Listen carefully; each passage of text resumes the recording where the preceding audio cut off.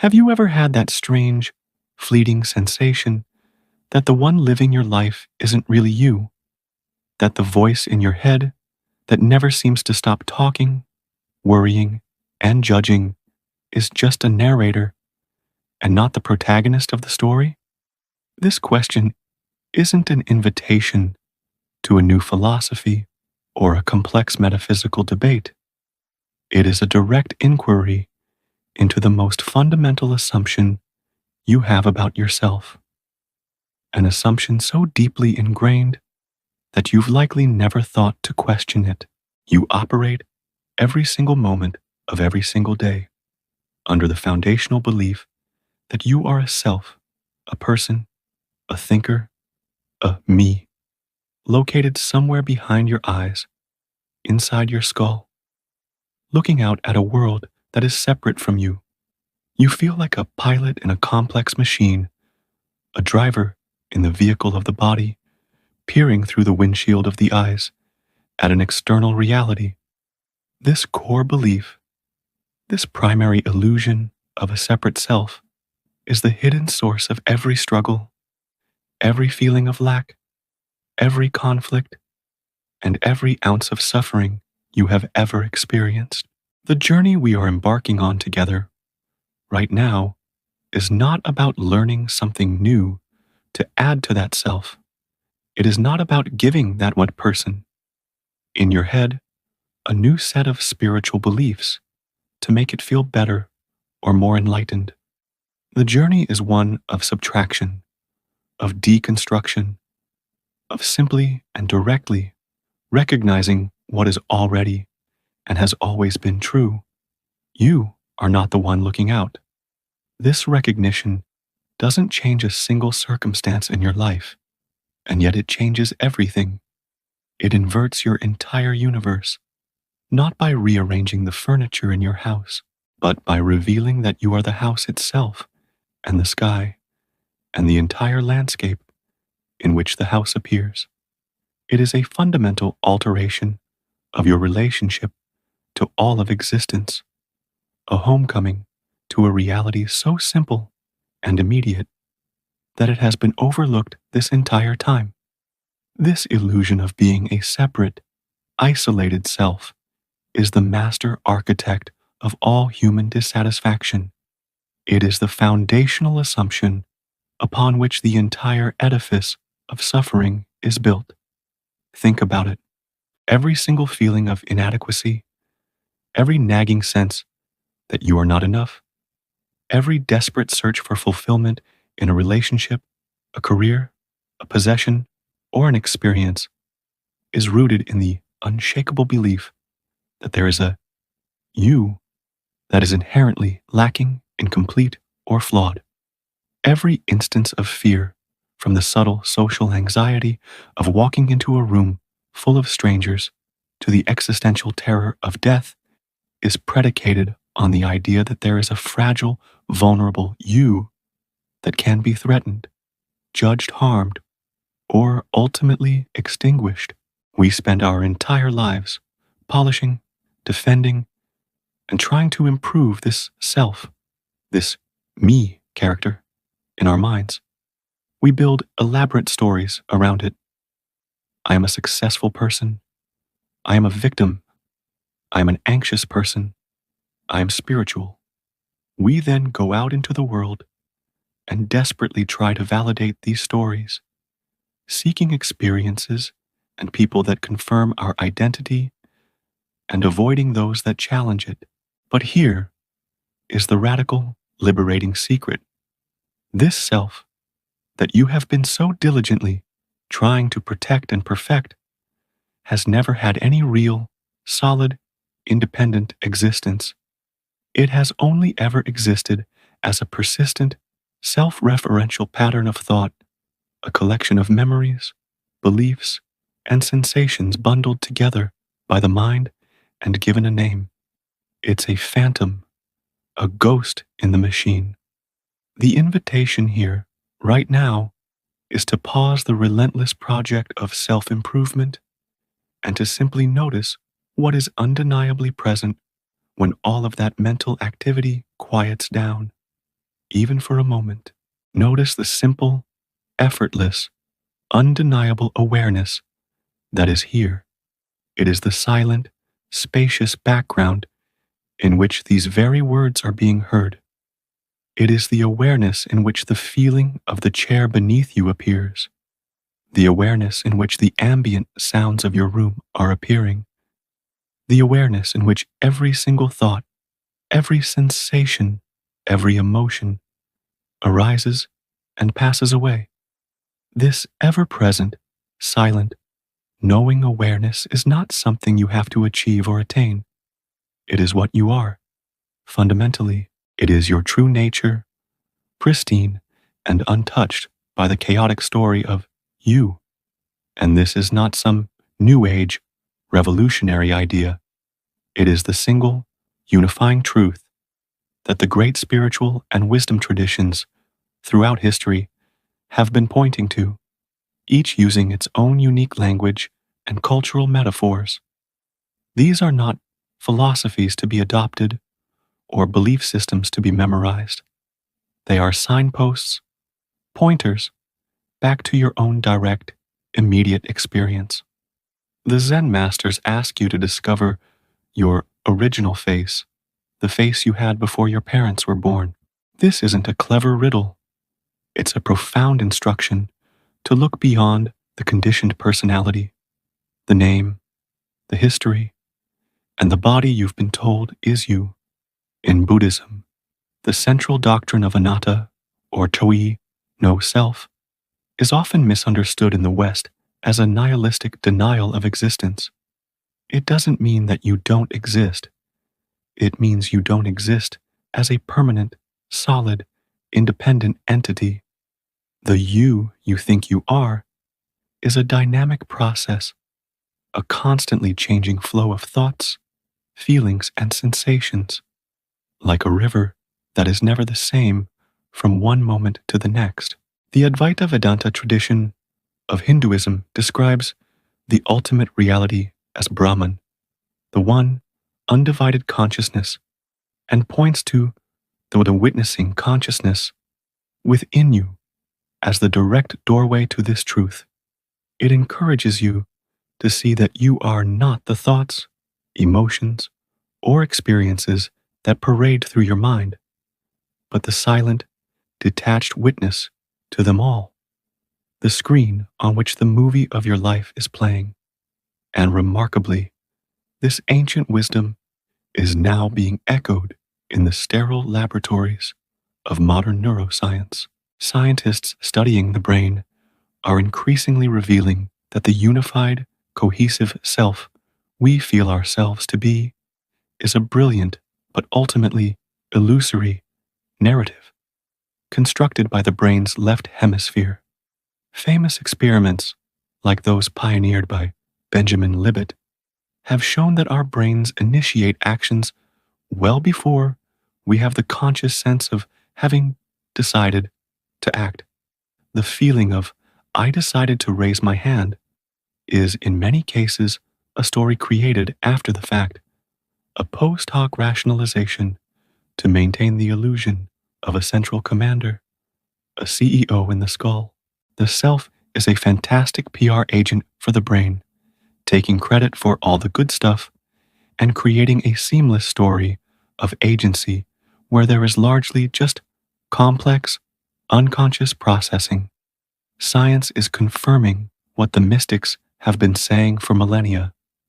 The self is a story, not a concrete entity. The most convincing evidence for this truth, however, doesn't come from ancient texts or scientific studies. It comes from your own life. You have already had countless experiences that defy the rigid logic of a separate self. These were not fantasies, daydreams, or moments of delusion. They were, in fact, glimpses of reality, moments where the veil of the ego thinned, and you experienced the world with a startling clarity and directness. Think of those moments of pure presence, what athletes and artists call being in a flow state. Perhaps you were playing a sport, completely absorbed in the game, and the usual internal chatter just vanished. There was no you thinking about how to hit the ball. There was simply the hitting of the ball. The experiencer and the experience merged into one seamless, fluid whole. Or maybe it was while playing a musical instrument, painting, writing, or even being deeply engrossed in a complex work project. The sense of a separate doer dissolved, leaving only the doing itself, vivid, immediate, and utterly whole. In those moments, you were not self-conscious because the self had taken a back seat. And this isn't just for peak experiences. You have also witnessed the truth of this in quieter moments. Have you ever simply observed your own thoughts, as if from a distance? You're sitting quietly, and suddenly a completely random song from your childhood pops into your head, followed by a worry about a future event, and then a memory of something that happened years ago. These thoughts arise as if from nowhere, uninvited and often nonsensical. The very fact that you can watch your thoughts proves you are not them. If you were your thoughts, you couldn't observe them. Who is the one observing? This observation proves a fundamental distinction. You are the vast, open sky of awareness, and the thoughts are merely clouds passing through. You are not the clouds. This simple, direct seeing is the beginning of liberation. This de-identification from the contents of your mind naturally extends to other, stranger sensations that you may have brushed aside as bizarre or even worrying. These are not glitches in your perception. They are moments of accurate perception, unfiltered by the story of me. Have you ever been in the middle of a mundane task, like washing dishes, and suddenly had the overwhelming sensation of observing your body as a kind of vehicle, a biological machine, performing an action?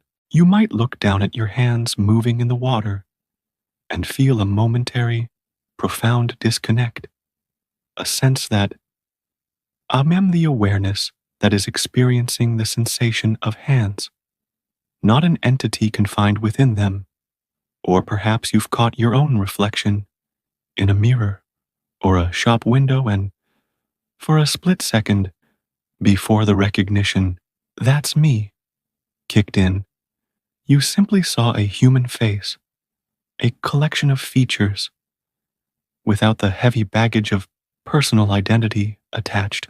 These moments are not signs of dissociation or mental instability. They are profound pointers, revealing the truth that you are the awareness experiencing life through the body, not a person who is the body. Furthermore, many of us have had profound moments of unity, often in nature, where the perceived boundary between self and other completely dissolved. Staring up at a vast, star-filled night sky, listening to the rhythmic crash of ocean waves, or walking through a silent, ancient forest, the feeling of being a small, separate, and insignificant self can evaporate, replaced by a deep and wordless feeling of connection, of being part of one continuous, intelligent, and living field of being. In these moments, you directly perceived that the same consciousness, the same life force that was animating your body was also animating the trees, the stars, and the entire cosmos. These were not merely emotional states or poetic feelings. They were moments of seeing reality as it actually is, without the distorting filter of the self-construct. As this process of de-identification unfolds, a growing sense begins to dawn on you, a sense that can be both unsettling and profoundly relieving. Life is happening through you, rather than by you. The deeply ingrained feeling of being the doer of your actions, the author of your thoughts and the creator of your destiny, starts to feel like a retrospective story, not a lived reality. You begin to notice that thoughts simply arise, decisions seem to make themselves, and actions unfold out of a mysterious, intuitive intelligence that is far more vast than the conscious mind. This doesn't mean you become a passive automaton. In fact, life often becomes more vibrant, spontaneous, and effective. But the strain of personal volition, the constant, effortful pushing and pulling against the current of life, begins to relax. This is a recognition that the doer is an illusion, a character that the mind creates after an action has already occurred to take credit or blame. And here is the core of it all. All suffering is based on the misidentification with this illusory doer. Pain, loss, illness, and change are inevitable, unavoidable aspects of the human experience. They are the natural weather patterns of life.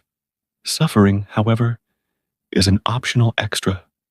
Suffering is the personal story the illusory self tells about these events. Pain is the raw sensation in your leg. Suffering is the story, my leg hurts.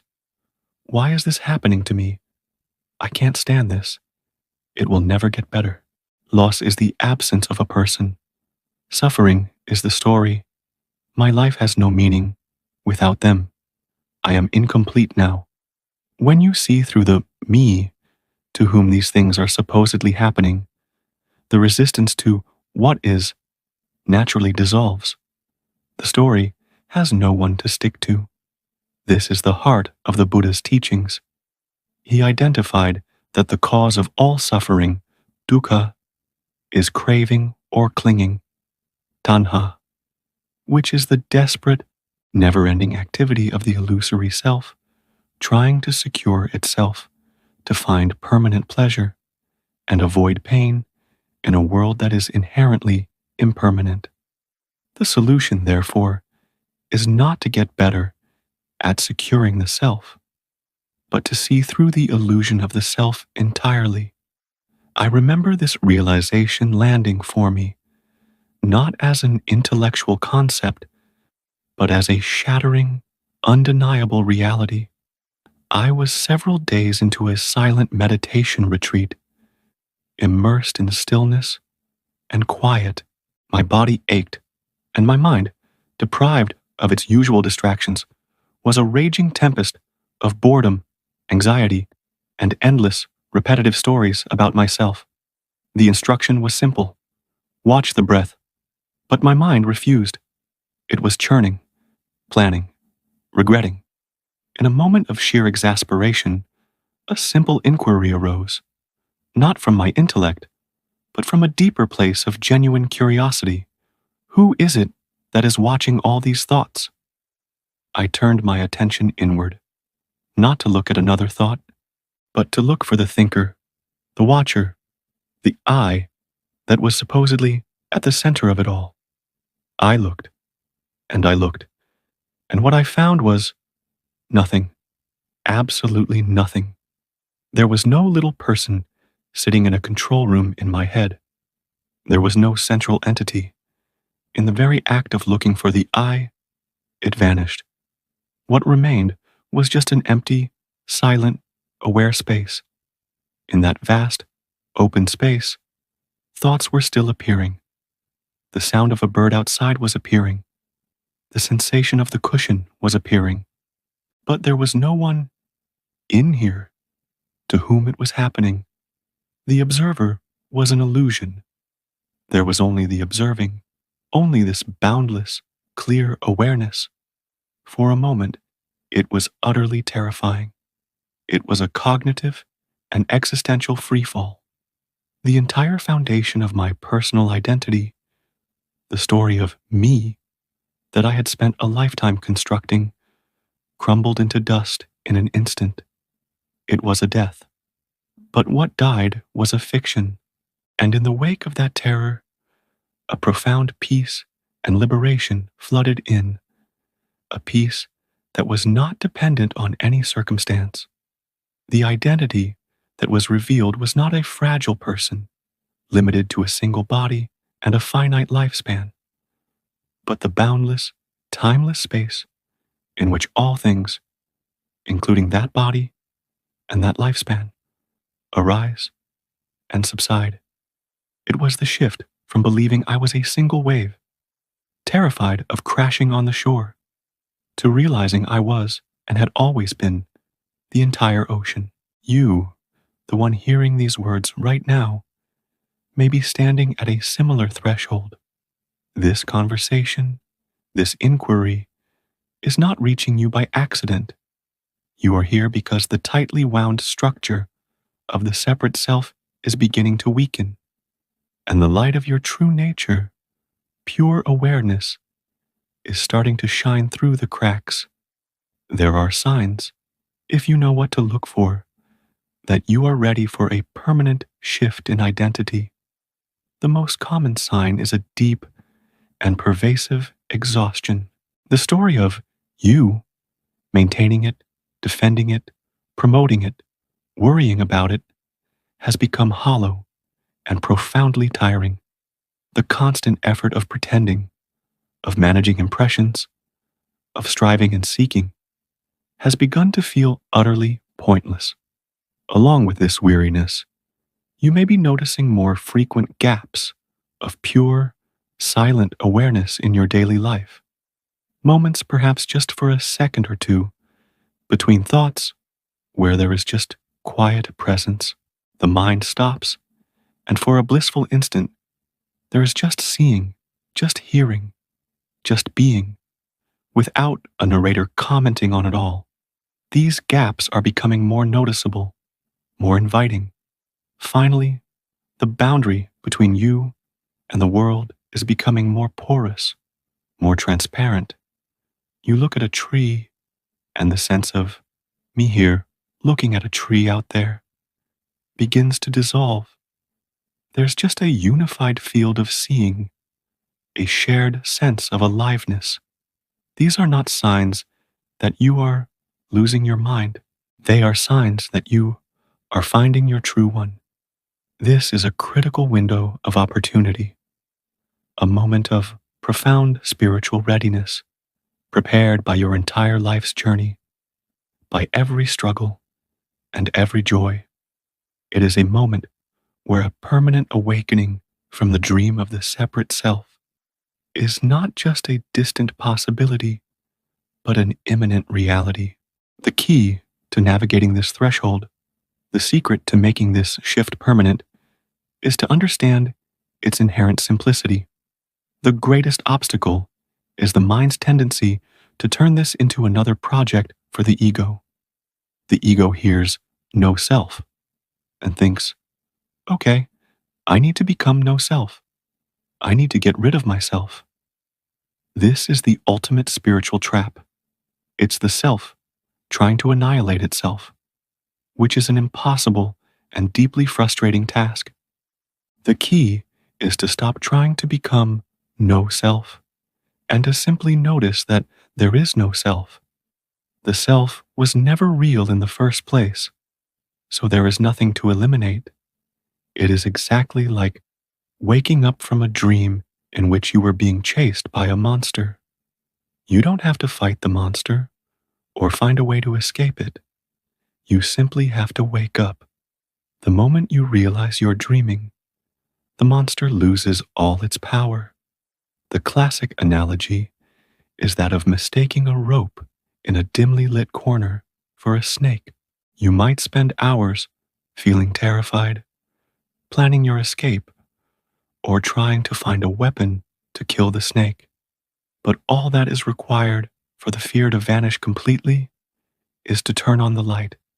When you see clearly that it has always been a rope, the problem of the snake is not solved. It is dissolved. The shift happens instantaneously when you look directly.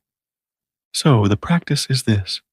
Every time you notice identification with a thought or a feeling arising, I am angry.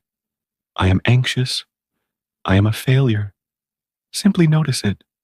Don't judge it. Don't fight it. Just notice the sensation of identification. The noticing itself is selfless. The awareness that notices the thought, I am angry, is not itself angry.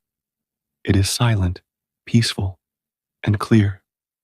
The goal is not to achieve some new, blissful state in the future, but to relax and abide in the open, spacious, loving awareness that has always been your true nature, right here, right now. When this recognition stabilizes, when you begin to live from this understanding rather than just thinking about it, the entire texture of reality is transformed. Suffering, as you have known it, loses its grip because its entire mechanism depends on taking things personally.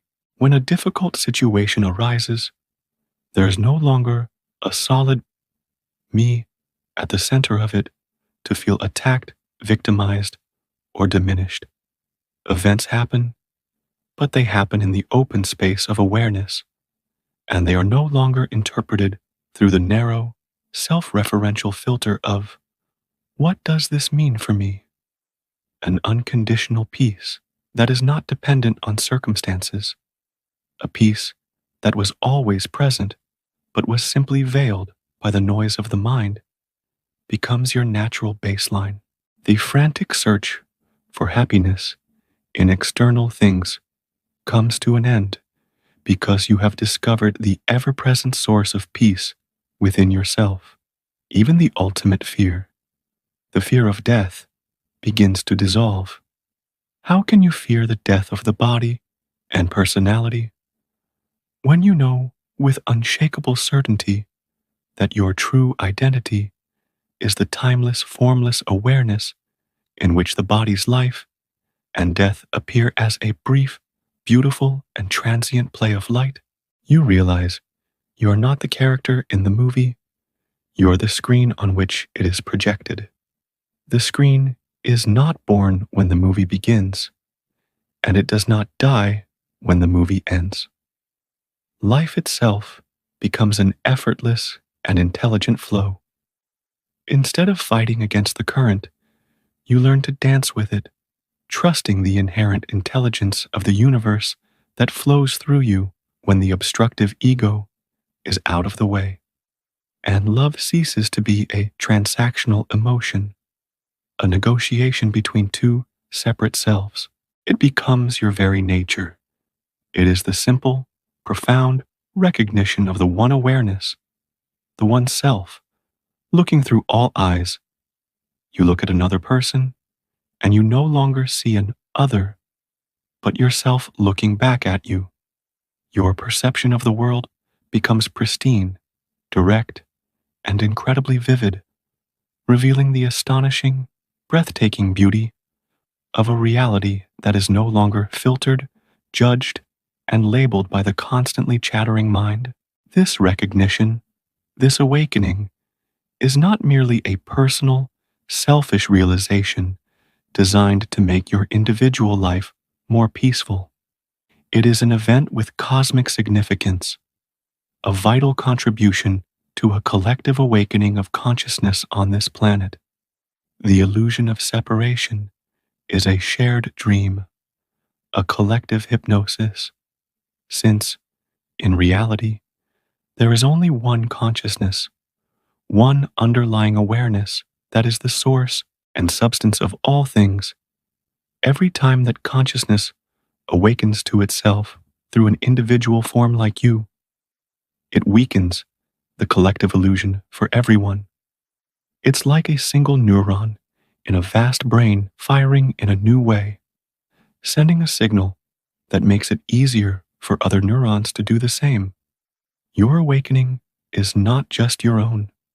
It ripples out through the entire invisible field of consciousness. You are not just waking up for yourself. You are a portal through which consciousness itself is waking up as itself for the healing and benefit of the whole. The deep-seated belief that we are separate, competing selves is the root cause of all human-made suffering on this planet.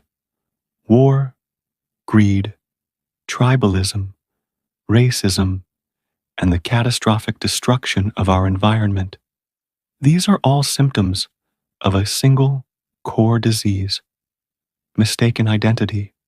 By seeing through this illusion within yourself, you're helping to dismantle the very foundation of this global dysfunction.